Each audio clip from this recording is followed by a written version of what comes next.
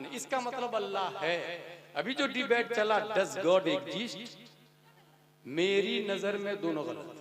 अब्दुल्लाह वो कहते हैं कि अल्लाह की इबादत करो, एक ही अल्लाह की, होबल की नहीं, उज्जा की नहीं, मनात की नहीं, लात की नहीं, इसका मतलब अल्लाह है। अभी जो डिबेट चला डज गॉड एग्जिस्ट, मेरी नजर में दोनों गलत। एक बातिल है तो दूसरा फासिद है। जावेद अख्तर बातिल इसलिए कि वो खुदाई को नहीं मानता, और शमाइल नदवी फासिद इसलिए कि वो इम्कान किद्बे बारी को मुमकिन जानता, इसका अकीदा रखता। रशीद अहमद गंगोही ने कहा अल्लाह झूठ बोल सकता है माज़अल्लाह रब्बिल आलमीन, और वो उसी ग्रुप में से। इस वजह से हमारी नजर में दोनों बात। अच्छा, ये एक अल्लाह की दावत दे रहे हैं, कौन? हुजूर सल्लल्लाहु अलैहि वसल्लम, कि अल्लाह एक ही अल्लाह की इबादत करो, इसका मतलब अल्लाह है। जावेद अख्तर की सबसे बड़ी दलील क्या थी? कोई दलील थी नहीं उनके पास। एक इमोशनल दलील क्या थी कि अगर अल्लाह है तो फिलिस्तीन में जो बच्चे मारे जा रहे हैं तो वहां तो अल्लाह को आके बचाना चाहिए। देखिएगा, ये इमोशनल दलील है।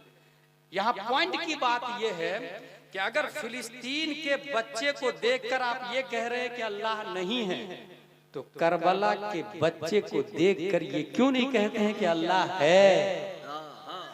अली असगर की शहादत, अली असगर जिनका बच्चा है, उस नबी ने कहा कि अल्लाह है। फिलिस्तीन में मरने वाले बच्चों को देखकर ये कहना अल्लाह नहीं है, इसकी कोई दलील नहीं। लेकिन करबला में जिनके बच्चे शहीद हुए, वो खुद बच्चों के मालिक कह रहे हैं कि अल्लाह है। और कौन कह रहे हैं? हुजूर सल्लल्लाहु अलैहि वसल्लम। और हुजूर सल्लल्लाहु अलैहि वसल्लम जो कह रहे हैं अल्लाह है, ये सुनी सुनाई नहीं कह रहे हैं, वो देखी दिखाई कह रहे हैं, वो देख करके आई कि अल्लाह है। और इसके हवाले से एक भारी दलील मैं आप लोग को दे दूं। ये उसमें एक बहस जो चल रही थी, उसमें खास लफ्ज ये था जो नहीं समझ में आया, और वो नदवी समझा भी नहीं पाया। दरअसल वो जो लफ्ज पे गौर कीजिएगा, डज गॉड एग्जिस्ट, एग्जिस्टेंट की तीन किस्में। एक है नेसेसरी एग्जिस्टेंट, दूसरा कंटिंजेंट एग्जिस्टेंट, तीसरा है इम्पॉसिबल एग्जिस्टेंट। उर्दू में कहते हैं वाजिबुल वजूद, मुमकिनुल वजूद, मुहालुल वजूद। और ये आलिम के कोर्स में एदादिया ऊला का चैप्टर है। ये सब आलिम के कोर्स में आता है। एदादिया ऊला में दो खुदा होना मुहाल है, वो हो ही नहीं सकता। अब बचा दो मौजूद, वाजिबुल वजूद और मुमकिनुल वजूद। हम लोग मुमकिनुल वजूद है। मुमकिनुल वजूद किसको कहते हैं? जो कल नहीं था, आज है, कल नहीं होगा, इसी को कहते हैं कंटिंजेंट एग्जिस्टेंट। कल नहीं था, आज है, कल नहीं होगा। जैसे वीरनगर कल नहीं था, आज है, कल नहीं होगा। हम कल नहीं थे, आज है, कल नहीं होंगे। हमारे बच्चे आज है, कल नहीं होंगे। ये दुनिया कल नहीं थी, आज है, कल नहीं होगी। इसको कहते हैं कंटिंजेंट एग्जिस्टेंट, मुमकिनुल वजूद। पूरी दुनिया मुमकिनुल वजूद है, पूरी दुनिया। अब आप कहेंगे कि जो जावेद अख्तर का कहना था कि नेचुरली दुनिया चल रही है, इसके बारे में हम लोगों ने पढ़ा जवाहिरुल मंतिक में। अल आलम मुस्तगनी अनिल मुअस्सिर व कुल्लु मुस्तगनी अनिल मुअस्सिर फहुव कदीम फल आलम कदीम। ये बातिल है, क्योंकि अल आलम मुतगय्यर व कुल्लु मुतगय्यर हादिस फल आलम हादिस। दुनिया बदल रही है, और जो बदल रही है तो कोई बदलने वाला होगा। एक कॉमन लॉजिक है। मैं आपको एक आसान मिसाल देता हूँ। कंटिंजेंट एग्जिस्टेंट किसको कहते हैं? आपको पैदा किया, आपको बनाया आपके वालिद साहब, आपके वालिद साहब को आपके दादा, आपके दादा को आपके परदादा, परदादा को उनके वालिद साहब ने, उनके वालिद साहब उनको उनके वालिद साहब, इला आखिर हजरत आदम तक जाएगा। ठीक है, हजरत आदम को हजरत परवरदिगार अल्लाह ताला ने बनाया। ठीक, जावेद अख्तर का कहना कि नहीं, कंटिन्यू चल रहा है, कंटिन्यू। अब इसको कहते हैं, इंग्लिश में दो लफ्ज याद रखिएगा। एक है सर्कुलरिटी कॉजेशन, और दूसरा है इन्फिनिट रिग्रेस, जिसको हम लोगों ने पढ़ा है दौर बातिल है और तसलसल बातिल है। ये फलसफा में जो आया ना, दौर और तसलसल, ये दौर और तसलसल समझा रहा हूं मैं आपको। जैसे मुझको बनाया मेरे बाप ने, उनको दादा ने, परदादा ने, इस तरह अगर ये कंटिन्यू चलता रहेगा, इसको कहते हैं इन्फिनिट रिग्रेस। नारे रिसालत, फैज़ाने मशाइख अहले सुन्नत, सीरत औलिया कॉन्फ्रेंस, उर्से मुक़द्दस हज़रत अल्लामा सैयद शहनवाज साहिब किबला, नारे तकबीर, नारे रिसालत।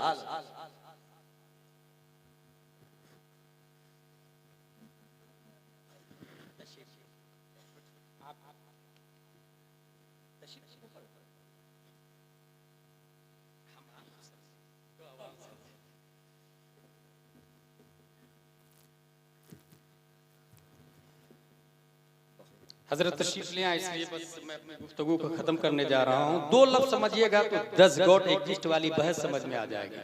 हम लोगों ने आलिम के कोर्स में पढ़ा था दौर और तसलसल। ये दौर तसलसल क्या है देखिए, अगर कंटिन्यू ये चलता रहे, जैसे इस मोबाइल को इसने बनाया, इसको इसने बनाया, इसको इसने बनाया, ये कंटिन्यू चलेगा, इसको कहते हैं इन्फिनिट रिग्रेस, तसलसल।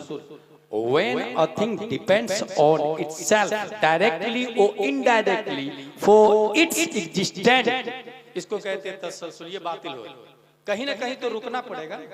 अब आइए, ये रुकेगा, एक दूसरे को बनाया, इसने इसको बनाया, इसने इसको बनाया, इसको कहते हैं दौर। दौर मतलब endless chain of causes with no first cause। इसको इसने बनाया, इसको इसने बनाया। ये क्यों बातिल है? इसलिए बातिल है कि जब ये था ही नहीं तो इसने इसको कैसे बनाया? जो मौजूद न हो वो दूसरे को मौजूद कैसे कर सकता है? जो मादूम हो वो दूसरे को मौजूद नहीं कर सकता है। इसलिए मानना पड़ेगा कि एक ऐसा है जो पहले से मौजूद है, और जो पहले से मौजूद हो उसी को हम अल्लाह कहते हैं, उसी को अल्लाह कहते हैं। और ये आज का सवाल अख्तर का नहीं है, ये आज से 1300 साल पहले भी हिरकल के बादशाह ने अपने कासिद भेज के करवाया था। 1300 साल पहले भी सवाल हो चुका है, और जवाब किसने दिया था? इमाम आजम अबू हनीफा ने जवाब दिया था। सवाल क्या है वो सुने। हिरकल के कासिद ने सवाल किया कि अल्लाह के बारे में 3 सवाल है मेरा। अल्लाह से पहले क्या? अल्लाह क्या कर रहा? अल्लाह किधर देख रहा? इमाम आजम का जवाब सुने।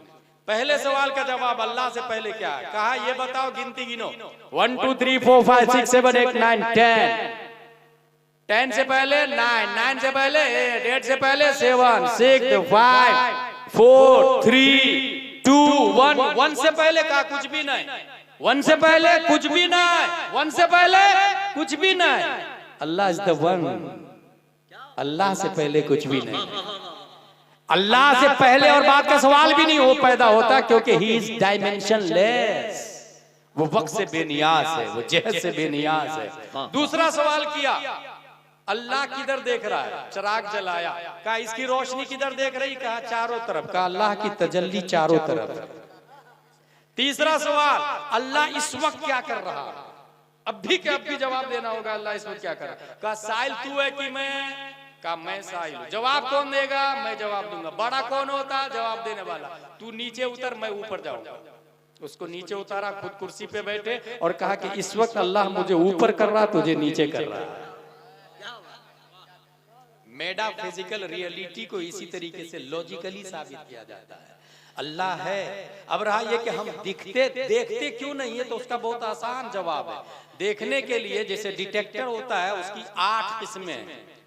Metal detector, smoke detector, gas detector, radiation detector, light detector, sound detector, motion detector, electronic detector. आप सुनने का काम देखने की ताकत जरिए नहीं ले सकते हैं। जैसे आवाज सुनते हैं, आंख के जरिए आवाज पता चलेगी, ये चीज गर्म है या ठंडा देख करके कोई बता सकता है? उसके लिए टच करना पड़ेगा। तो डिटेक्टर अलग अलग है, ट्रक स्केल अलग है और गोल्ड स्केल अलग है।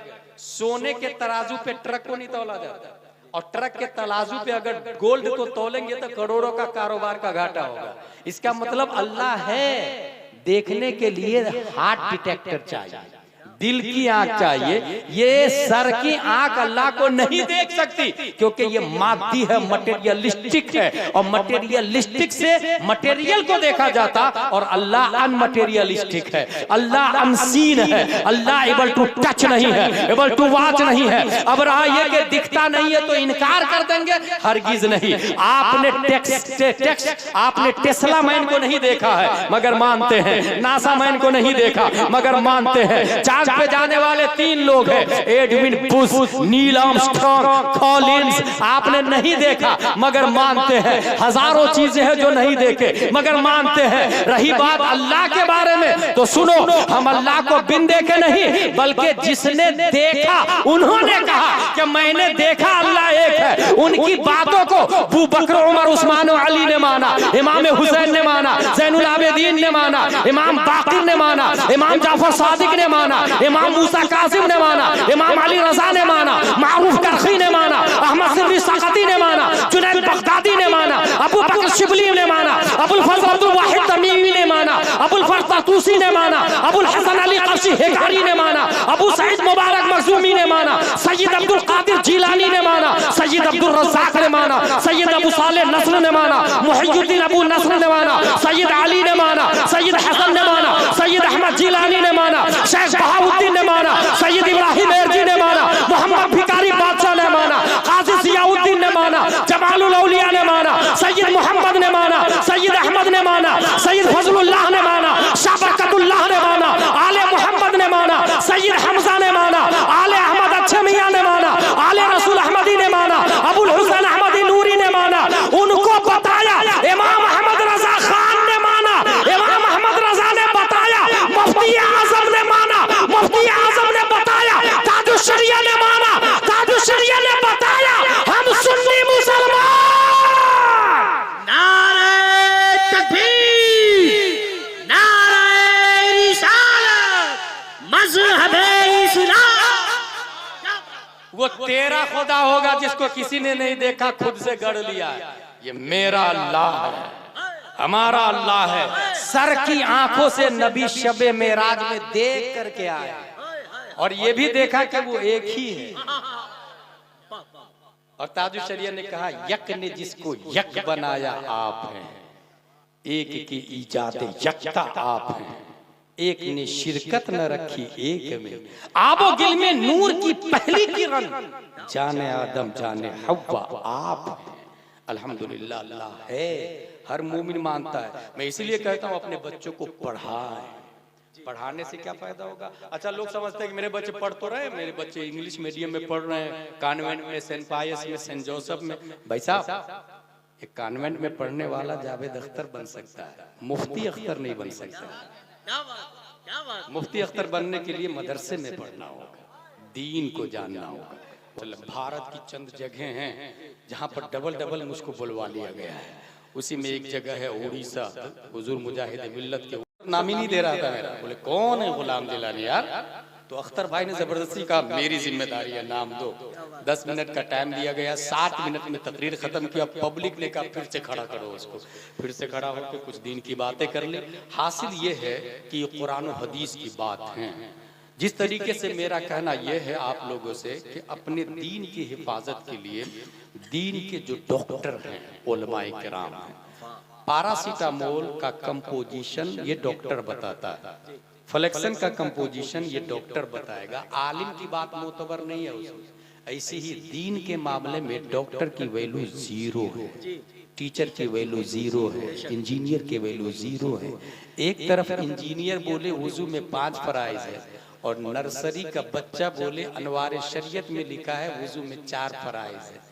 वो 5 साल के बच्चे की बात मोतबर होगी, इंजीनियर की बात मोतबर नहीं होगी, क्योंकि बच्चा अनवार शरीयत से बोल रहा है और अनवार शरीयत अशअतुल लम्आत से माखूज है और अशअतुल लम्आत प्यारे मुस्तफ़ा की बातों से माखूज है और प्यारे मुस्तफ़ा वही बोलते हैं जो रब चाहता है। रद्द कर दिया मैंने, मुझको पता है।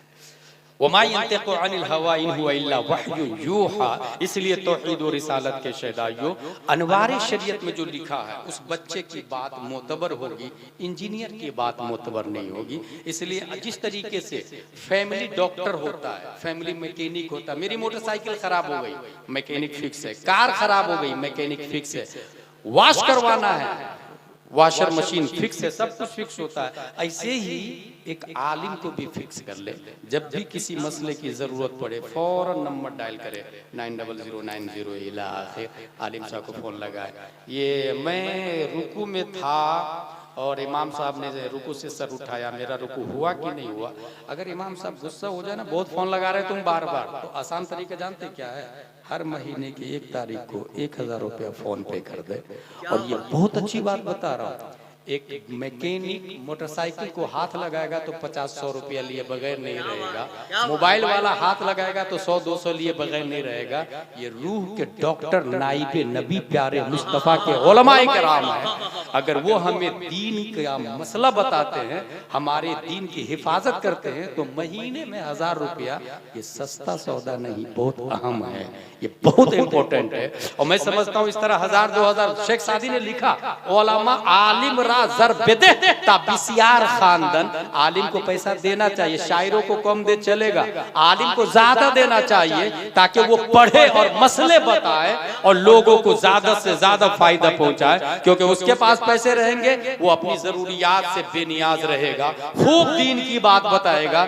देना शायरों को भी जायज है, मगर उलमा को ज्यादा देना चाहिए, ये ज़हन में रखिएगा। अब एक बात ये आएगी कि जिस तरीके से आपने कहा डॉक्टर ये नाइबे नबी नहीं है, तो क्या दुनिया के अंदर नाइबे नबी सिर्फ सुन्नी है? वहाबी में भी तो उलमा है, देवबंदी में भी तो उलमा है।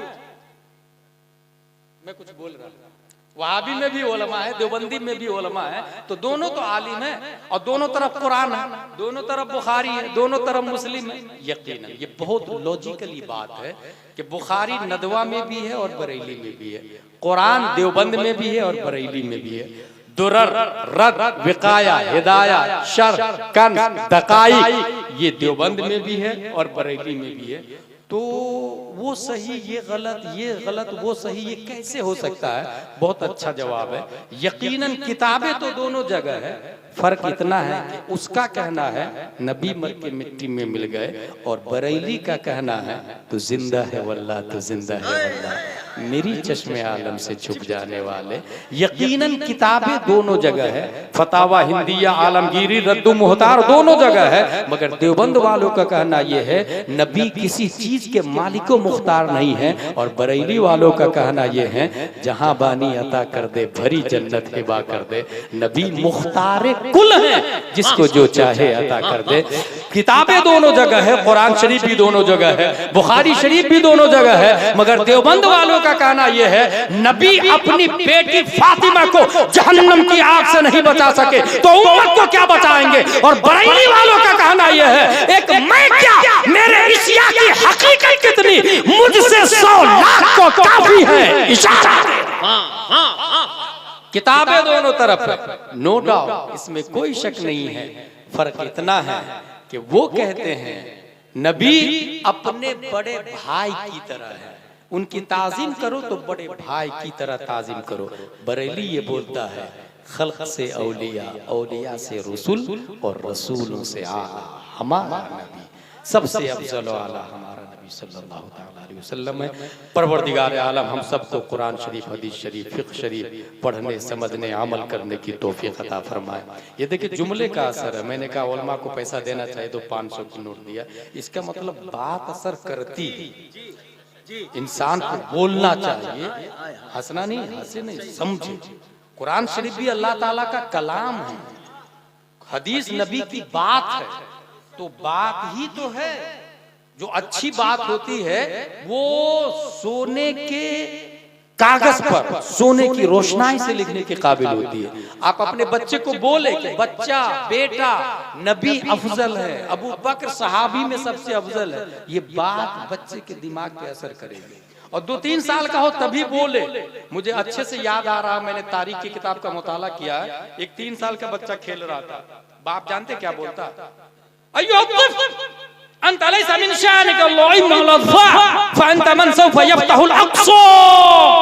बच्चा ये गिल्ली डंडा खेलने की हैसियत नहीं है तुम्हारी, अनकरीब तुम मस्जिद अक्सा को फतेह करने वाले।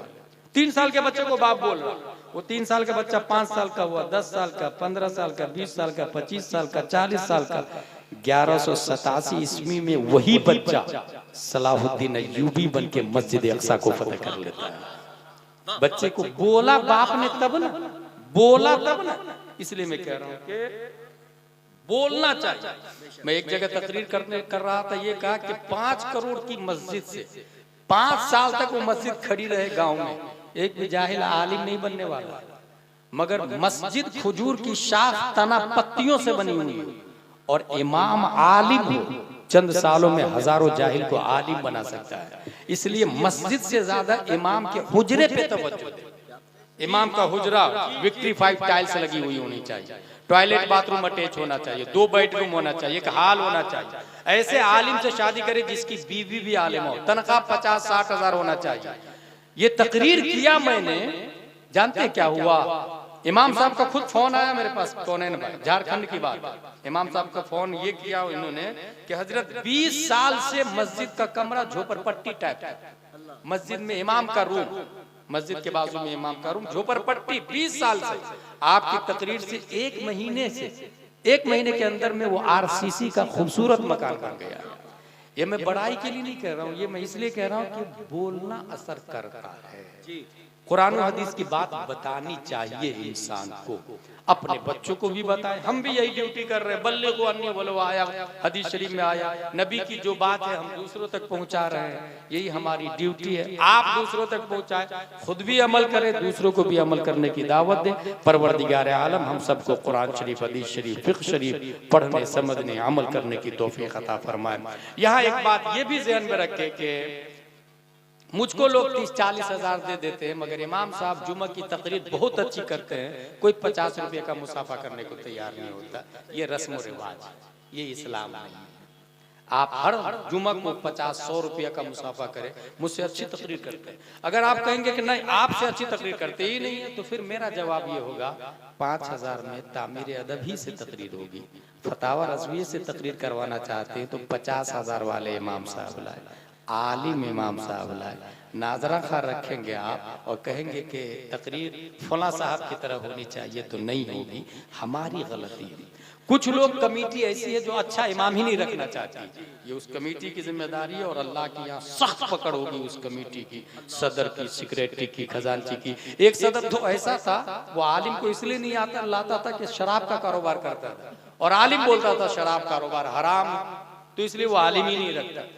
भाई साहब, आलिम साहब आलिम, वो नाइबे नबी और नबी की बात बताएंगे, आप अपने ऊपर ले नहीं ले वो आपका लुकआउट है, उनका काम है नबी की बात बताना। लेकिन आपके इमाम बदलने से शरीयत नहीं बदलेगी, आपकी गलती सेहत में नहीं बदलेगी, आपका गुनाह सवाब में नहीं बदलेगा। इन्नल्लाह ला युगय्यिरु मा बिक़ौम हत्ता युगय्यिरु मा बिअनफुसिहिम। हमें खुद को बदलना होगा, दीन को सीखना होगा। परवरदिगार आलम हम सबको मसलक आला हजरत पर इस्तिकामत अता फरमाए। व मा अलैना इल्लल बलाग। अस्सलामु अलैकुम।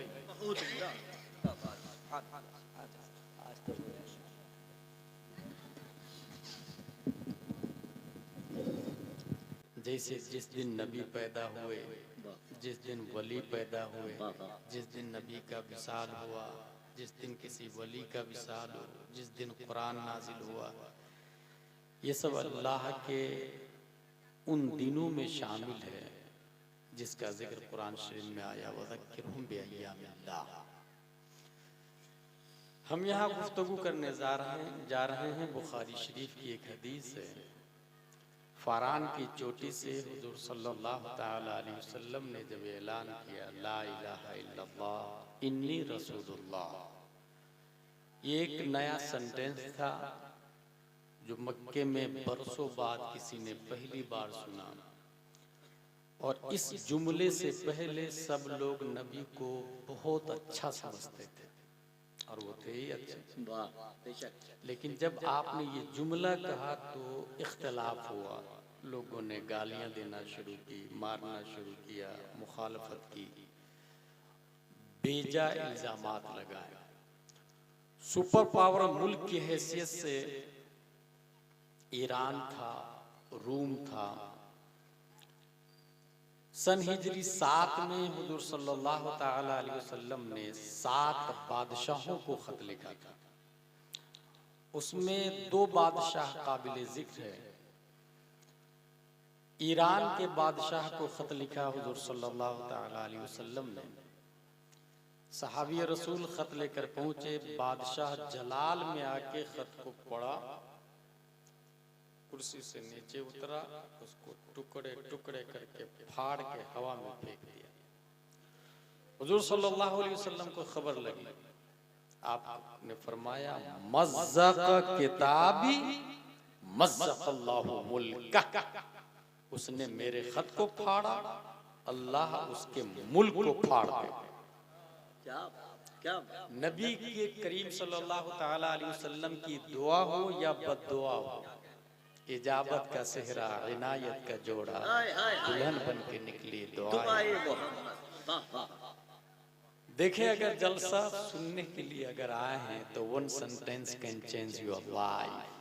जलसे तो सबसे ज्यादा भारत में सीमांचल में होता है, जी लाखों रुपए खर्चे किए जाते हैं, 50,000 60,000 खतीबों को दिया जाता है, मजमूई हैसियत से 1.5 2 लाख नजराना सिर्फ होता है। रिजल्ट क्या है, नतीजा क्या है, आपकी निगाहों के सामने है। मगर मैं सिर्फ ये कहूँगा कि एक तकरीर मैंने सुनी है, उस तकरीर के बाद तकरीबन 10,000 लोगों ने कुफ्र से तौबा करके कलमा पढ़ लिया। वाह वाह वाह वाह वाह वाह। वो भी एक तकरीर, क्या बात है, क्या बात है। तकरीर के जुमले थे, वनादा फिरऔन फी कौम क़ाल या वनादा फिरऔन फी कौमी क़ाल या कौम अलैसा ली मुल्कु मिस्र व हादिहिल अनहार तजरी मिन तहती अफला तुबसिरून अम अना खैरुम मिन हादल लज़ी हुवा महीन वला यकादु युबीन फलौला उल्क़िया अलैहि अस्विरतुम मिन ज़हबिन औ जाअ मअहुल मलाइका मुक़तरिनीन। मुक़र्रिर ख़ुसूसी का नाम है हज़रत मुसअब बिन उमैर रज़ियल्लाहु अन्हु। उनकी तकरीर सुन के, तकरीर में कुरान शरीफ की आयत की तिलावत की, 10,000 लोगों ने कलमा पढ़ा। एक और तकरीर थी स्पेन की धरती पर हजरत तारिक बिन ज़ियाद रज़ियल्लाहु ताला अन्हु की। उस तकरीर को सुनकर 7,000 के मजमा पर इश्क़ मुस्तफ़ा का वो नशा पैदा हुआ था कि 800 साल तक 2 लाख रूमियों को मगलूबियत का मजा चखा कर कुफ्र की छाती पर इस्लाम का झंडा ऊंचा लहराया। मुकर्रिर खुसूसी हजरत तारिक बिन ज़ियाद रज़ियल्लाहु ताला। तकरीर अगर सुनना हो तो मैं समझता हूँ कि 10-20 लोग नहीं, एक आदमी भी काफी है, क्योंकि जब one sentence can change your life तो one man can change your village. एक आदमी आपके गांव का सिस्टम बदल सकता है अगर वो समझ ले दीने मुस्तफा को, इल्मे मुस्तफा को, इश्क़ मुस्तफा को। हुजूर सल्लल्लाहु ताला अलैहि वसल्लम ने जब खत लिखा, उसने खत को फाड़ दिया। मज़्ज़क़ किताबी मज़्ज़क़ल्लाहु मुल्का, जलाल में आके अपने कासिद को भेजा। कासिद ने 2 लोगों को भेजा कि जा नबी को गिरफ्तार करके आ। हुजूर सल्लल्लाहु अलैहि वसल्लम के पास 2 लोग गिरफ्तार करने के लिए आए। अब देखिए कितनी अच्छी बात थी, नबी ने पैगाम दिया, कबूल करने की बजाय नबी को मर्डर करने की तैयारी करने लगे। हुजूर सल्लल्लाहु अलैहि वसल्लम के पास 2 कासिद आए। हुजूर सल्लल्लाहु अलैहि वसल्लम से कहा कि आपको गिरफ्तार करने के लिए आया। आप सल्लल्लाहु अलैहि वसल्लम फरमाते हैं, जा तुम्हारे बादशाह का कत्ल हो चुका है। वो पहुंचा तो पता चला बेटे ने बाप को कत्ल कर दिया। मज़्ज़क़ किताबी मज़्ज़क़ल्लाहु मुल्का, उसने मेरे खत को फाड़ा, अल्लाह उसके मुल्क को फाड़ देगा। बाप को मर्डर करके बेटा बैठा, बेटे को भी मार दिया गया। उसके बाद फिर कोई बादशाह पैदा नहीं हुआ। दूसरा खत रोम के बादशाह को हुजूर सल्लल्लाहु अलैहि वसल्लम ने लिखा। रोम के बादशाह के बारे में बुखारी शरीफ में आया, ईमान तो लाना चाहता था मगर लाया नहीं। खत को क्या किया उसने, चूमा, आंखों से लगाया। क्या बात। सोने की डिबिया में महल में ऊंची जगह रखा। हुजूर सल्लल्लाहु अलैहि वसल्लम ने फरमाया, कद हाफिज़ मुल्का, अपनी सल्तनत को बचा लिया। अपनी सल्तनत को बचा लिया। खबर फैल गई पूरी दुनिया में, बड़े बड़े बादशाहों के पास, कि एक शख्स है जो नबूवत का दावा करता है और ये कहता है मैं अल्लाह का रसूल हूँ, मैं अल्लाह का नबी हूँ। अबू सुफियान ईमान नहीं लाए थे उस वक्त, वो पहुंचे तिजारत की नीयत से। हिरकल ने क्या किया, पता चला कि अबू सुफियान और उनके साथ में चंद लोग और हैं, वो आए हुए हैं। कहा सबको बुलाओ दरबार में। बुलाया गया दरबार में। कहा सुनो, नबी से करीब कौन है? अबू सुफियान ने कहा मैं नबी से करीब हूं। कहा तुम आगे आ जाओ, आगे बुलाया, कहा मैं सवाल करूंगा नबी के बारे में और बाकी सब लोग इनके पीछे बैठ जा, अगर ये झूठ बोले तो तुम लोग बता देना झूठ है, और अगर ये सच बोले तो तुम लोग तायद करना।